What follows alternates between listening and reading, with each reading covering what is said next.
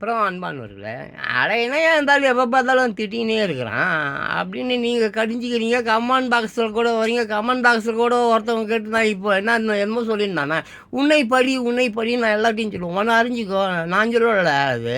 அப்போ சாக்ரட்டி சொல்கிறாரு, உன்னையே அறிவாயின்றார், உன்னை படின்றார். இந்த உலகத்தில் கோடிக்கணக்கான புஸ்தகம் இருந்தாலும் நீ தான் பெரிய புஸ்தகம், முதல்ல உன்னை படின்றார்.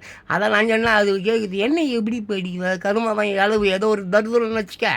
அந்த தரித்திரத்துக்காக தான் இப்போ இந்த இது சொல்கிறேன். இதோ இதுக்கு அப்புறம் எவனாவது ஒவ்வொருத்தவன் எவனாவது யாராவது இவருக்கு அப்புறம் எவனாவது ஒரே ஒருத்தன் ஒரு இறந்தே எவ்வளோ நல்லா ஆகிப்போச்சு. எவனாவது ஒருத்தன் இப்போ நம்ம ஒரு நல்ல எவனா இருக்கானா? சரி, இவருக்கு முன்னாலே எம்ஜிஆர், அந்த நடுவில் இடைப்பட்டு நல்ல எவனாவது ஒருத்தன் இருக்கானா?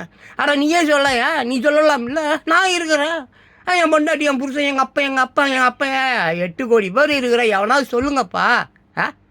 ஏன்னா அவ்வளோதானே. ஒரு காமராஜர், ஒரு அண்ணா, ஒரு கக்கன், ஒரு எம்ஜிஆர், அப்புறம் இவ்வளோதானா?